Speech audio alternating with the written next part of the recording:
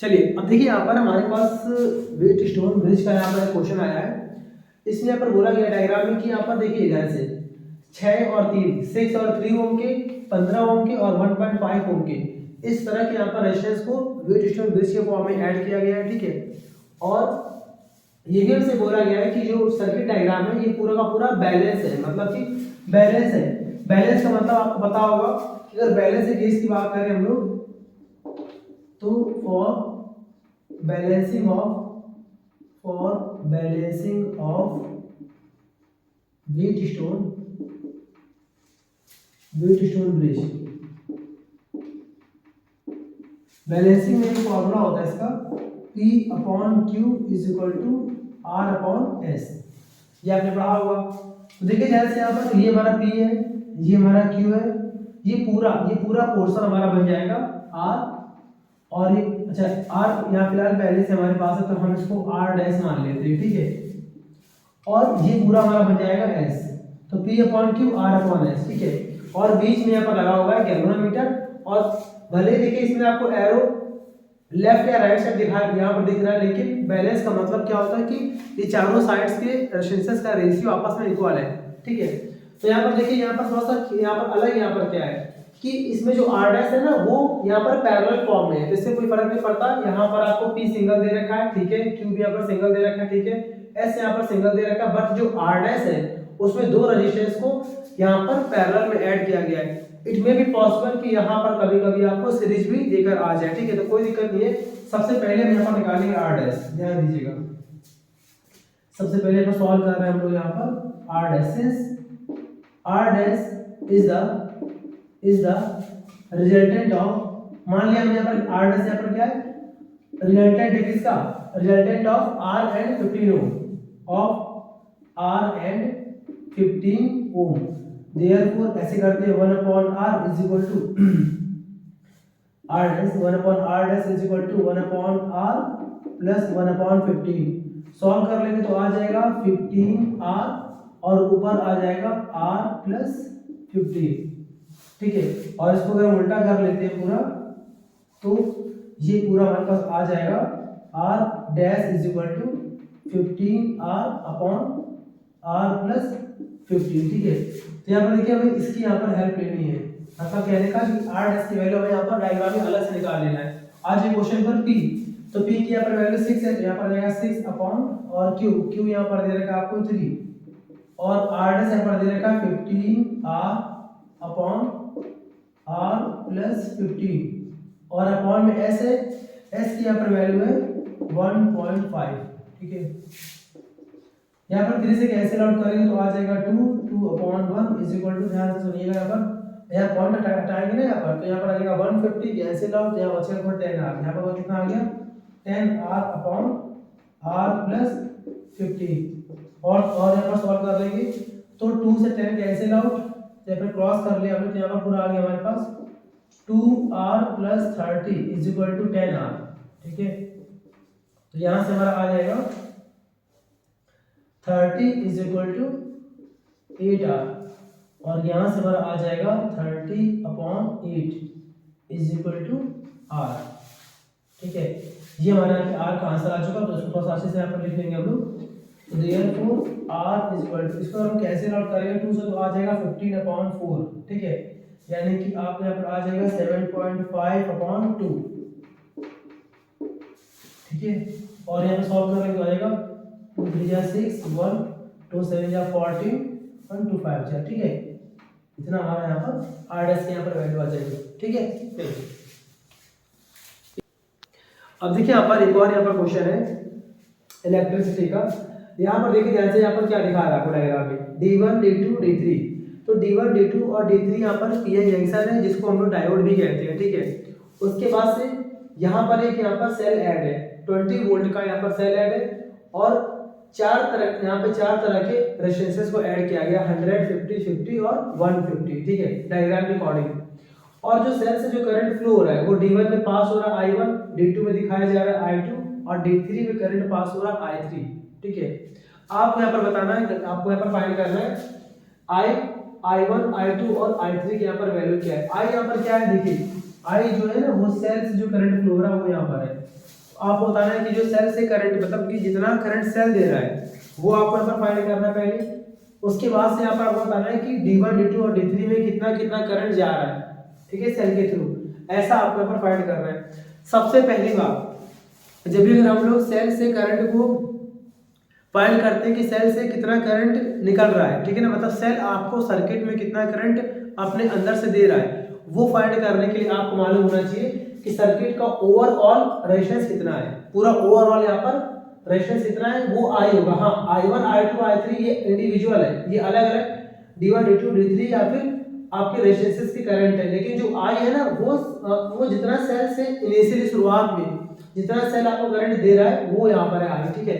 तो यहाँ पर आई यहाँ पर कैसे फाइंड करते हैं, जब भी हमें आई फाइंड करना हो, सेल के तुरंत बाद का करंट निकालना हो, तो हमें मालूम होना चाहिए कि सर्किट में ओवरऑल कितना रेजिस्टेंस है, रिजल्टेंट। चलिए फाइंड करते हैं। पहले सबसे पहले यहाँ पर ऐसे कर देंगे हम लोग सिंस, ध्यान दीजिएगा, सिंस अगर हम बात करें यहाँ पर पॉज कर दें। अब देखिए यहाँ पर ध्यान से इस डायग्राम में, इसमें देखिए ध्यान से आपको देखना क्या है, जो यहाँ पर D1 दिख रहा है, D1 का देखिए डायोड में होता क्या है। अगर डायोड में अगर ऐसा कुछ बना हुआ डायोड, ठीक है ना, तो इसको बोलते हैं एन टाइप, इसको बोलते हैं पी टाइप, ठीक है। तो अगर हम बात करें D1 में, तो देखिए D1 का जो एन टाइप है ना वो ऐड है सेल के पॉजिटिव वाले से, यानी जो इसका एन पार्ट है वो ऐड है सेल के प्लस वाले से, और जो पॉजिटिव पार्ट है वो ऐड है सेल के नेगेटिव वाले पार्ट से।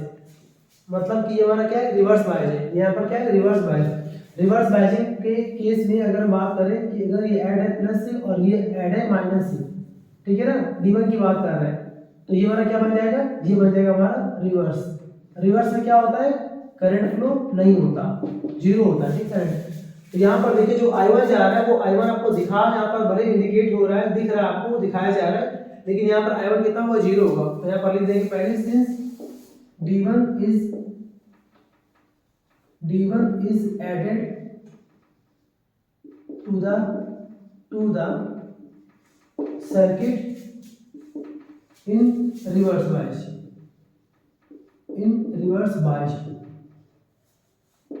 therefore यहाँ पर I1 कितना होगा, जीरो। रिवर्स बायस में करंट फ्लो नहीं होता, ठीक है।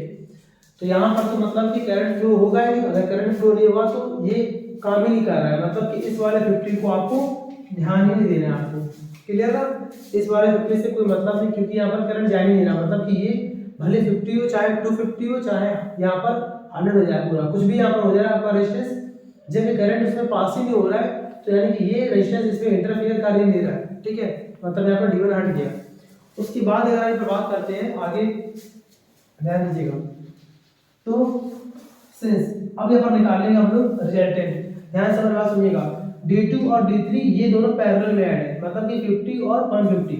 तो पहले करेंगे यहाँ पर क्या, 50 ohm add and 150 ohm, both are in parallel, दोनों यहाँ पर पैरेलल में है। देयरफॉर इनका निकालेंगे रिजल्टेंट। मान लिया हमने 1/r डैश, तो यहाँ पर आएगा 1/50 और प्लस 1/150, ठीक है। सॉल्व कर लेंगे तो यहाँ पे आ जाएगा 1/r dash is equal to, इसका ऐसे में आएगा 150, यहाँ पर 3 + 1, यहाँ पर आ जाएगा 1/r dash is equal to 4/150। उल्टा कर लेंगे तो यहाँ पे हमारा आ जाएगा, और करके दिखा दे रहा आपको, यहाँ पे हमारा आ जाएगा r dash is equal to 150/4, ठीक है। और इसको हम चाहें तो ऐसे बोल सकते हैं r dash is equal to 75/2 ohm, ठीक है। तो ये यहाँ पर इन दोनों को मिलाकर पूरा हमारा D2 और D3 मिलाकर हमारा 75/2 का यहाँ पर रेजिस्टेंस क्रिएट कर रहा है, ठीक है। अब ये पूरा जो रेजिस्टेंस है वो आपके सेल से कनेक्टेड है, और सेल का यहाँ पर, सेल के पास यहाँ पर लगा हुआ कितना 100, तो वो और ये दोनों किस हो जाएंगे, सीरीज में। यहाँ पर कैसे कर देंगे हम लोग, यहाँ पर since R dash and 100 ohm are in series. देखिए यहाँ पर कंफ्यूज आप मत होना कि आपको ऐसा दिख रहा है कि सब कुछ ऐसे करके दे रखा तो मतलब पैरेलल में है। जब हम D2 और D3 को जब हम मिलाकर 75/2 ओम यहाँ पर फाइंड कर ले रहे हैं, तो वो कनेक्ट किससे, सेल से कनेक्ट है, मतलब कि D2 और D3 मिलाकर यहाँ पर एक बन चुका है। तो उस केस में सेल का जो होगा रेजिस्टेंस वो उससे सीरीज में हम लोग काउंट करेंगे, ठीक है।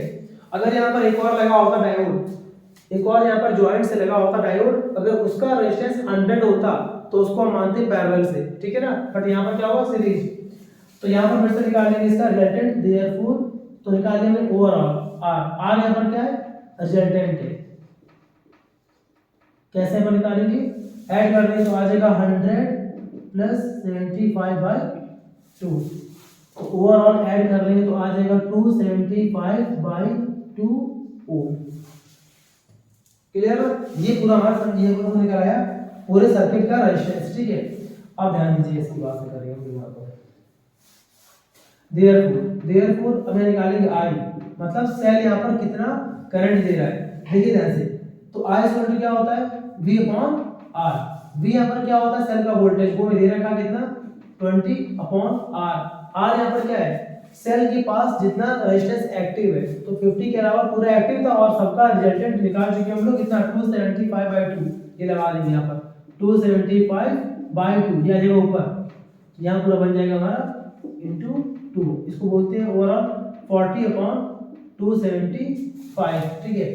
कैंसिल आउट यहाँ पर कर लेंगे 5 से तो आ जाएगा 8 और यहाँ पर आ जाएगा 55, 8/55, हाँ ठीक है 8/55 एम्पियर, ये हमारे यहाँ पर इलेक्ट्रिक करंट निकल आया है, ठीक है, जो कि यहाँ पर सेल दे रहा है। अब यहाँ पर बच गया हमारे पास कि I1, देखिए ये हमारा फाइंड हो चुका, I यहाँ पर निकल आया। अब यहाँ पर I1 भी निकल आया हमारा कितना 0 है, बिकॉज D1 यहाँ पर रिवर्स बायस में था, ठीक है। बच गया यहाँ पर I2 और बच गया यहाँ पर I3। तो अब यहाँ पर हम लगा देंगे किरचॉफ का लूप लॉ। लूप लॉ देखिए कैसे निकालेंगे, यहाँ पर नेमिंग कर देंगे पहले A B और यहाँ पे नाम डाल दिया C, यहाँ डाल दिया D। यहाँ पर वैसे नेमिंग करने से फायदा नहीं है क्योंकि यहाँ पर जीरो करंट है, इसलिए छोड़ देते हैं हम। अगर आप नेमिंग कर भी देते हैं तो कोई दिक्कत नहीं है। C और यहाँ पर लगा देंगे D, इस पॉइंट को मान लिया हमने E और इसको हमने एज्यूम कर लिया F, ठीक है।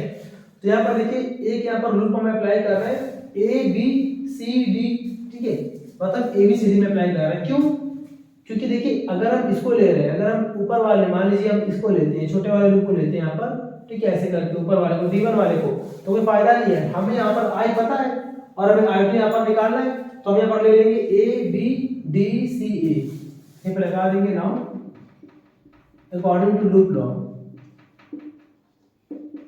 अकॉर्डिंग टू लूप लॉ, ये हम अप्लाई कर रहे हैं तो यहाँ पे आ जाएगा किस में लगाएंगे यहाँ पर इन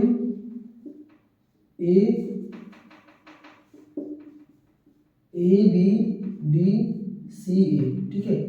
देखिए इसमें अप्लाई कर रहे हैं, लूप लॉ आपको आता है ना, देखिए लूप लॉ के लिए यहाँ पे मैं बता दे रहा होता क्या है, ये होता है sigma I R equal to sigma E, मतलब हमें I का R से इंटू करना पड़ता है, ठीक है।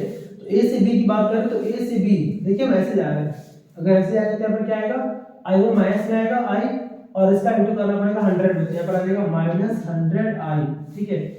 तो यहाँ पर कुछ नहीं, हम यहाँ पर आएंगे ना, देखिए B से D और D से C जा रहे हैं, D से C में अगर ऐसे आएंगे तो I2 हमारा उल्टा आ रहा है, ये कैसा होगा हमारा नेगेटिव में, ठीक है। यहाँ पर आगे हमारा कितना -I2 और I2 को मल्टीप्लाई करना पड़ेगा 50 में, इज इक्वल टू हो गया पूरा, इज इक्वल टू यहाँ पर क्या E का मतलब होता है वोल्टेज, तो इस पूरे सर्किट में एक सेल है और इसका वोल्टेज है 20, कैसा होगा माइनस सर्किट, क्योंकि हम जा रहे हैं ऐसे, हम जा रहे हैं ऐसे भी। अब देखिए ऐसे यहाँ पर जो इसका इलेक्ट्रोमोटिव फोर्स है ये यहाँ पर ये है, इलेक्ट्रोमोटिव फोर्स की बात करते हैं तो वो क्या होता है माइनस से प्लस की ओर होता है, ठीक है। यहाँ पर तो माइनस से प्लस का मतलब हम जा रहे हैं A से B, तो ये कैसा होगा हमारे यहाँ पर माइनस का, ठीक है। अब यहाँ पर माइनस कैंसिल आउट, यहाँ पर आ गया 100, ठीक है, देखिए माइनस यहाँ पर कैंसिल कर दे रहे हैं, ठीक है, तो यहाँ बचेगा प्लस, तो 100 यहाँ पर क्या लिखा I की यहाँ पर वैल्यू आपने फाइंड किया I की वैल्यू 8/51, ठीक है, into 8/55 plus 50I2 is equal to 20 आ गया, ठीक है। इसको हम ओवरऑल क्या करेंगे सॉल्व कर लेंगे तो यहाँ पे हमारा I2 फाइंड हो जाएगा 6/55 एम्पियर, ये पूरा हमारा I2 यहाँ पर फाइंड हो गया, डन। चलिए इसके बाद से फिर से यहाँ पर लगा देंगे लूप लॉ, एक और यहाँ पर दिख रहा है, फाइंड कर लेंगे I3 की वैल्यू, तो उसमें लगा देंगे लूप लॉ हम लोग C D F E F में, ठीक है ना। तो नाउ इन द लूप और लूप यहाँ पर क्या है C D एफ ई और सी हम यहाँ पर लगा रहे हैं लूप लॉ। फिर से वही काम, सी से डी में आपको दिख रहा है रेजिस्टेंस 50 है और करंट I2 है, कितना आएगा पूरा 50 I2 यहाँ पर आ गया, ठीक है। उसके बाद से डी से एफ में कुछ नहीं है, एफ से ई जाएंगे तो एफ से ई की बात करेंगे तो एफ से ई में 150 है और इनटू करेंगे I3 में और कैसा आएगा माइनस का, माइनस 150 I3, क्योंकि हम जा रहे हैं एफ से ई ऐसे जा रहे हैं और करंट हमारा ऐसे जा रहा है, उल्टा जा रहा है, ठीक है। और इज इक्वल टू यहाँ पर फिलहाल आ जाएगा 0, क्योंकि इस वाले लूप में कोई सेल नहीं है, ठीक है। सॉल्व करें तो आ जाएगा I2 इज इक्वल टू आ जाएगा 3I3, क्लियर है, ठीक है। और यहां से अगर हम निकालेंगे I3 की वैल्यू तो आ जाएगा 1/2 I2, ठीक है। और सॉल्व कर लेंगे पूरा यहाँ पर, तो इसको अगर हम सॉल्व करेंगे ध्यान से सुनिएगा हमारे पास I2 यहाँ पर फाइंड हो चुका 6/55, यहाँ पर अप्लाई कर देंगे I2 6/55, 2 से कैंसिल आउट, तो यहाँ पे हमारा आ जाएगा 3, यहाँ पे आएगा 1/3, तो यहाँ पे हमारा I3 आ जाएगा, अगर सॉल्व कर लेंगे पूरा तो आ जाएगा 2/55 एम्पियर, क्योंकि यहाँ पर 3 से 6 कैंसिल हो जाएगा तो आएगा 2/55 एम्पियर, ठीक है ना। तो इस तरह से पूरा एम्पियर क्वेश्चन को सॉल्व करना है।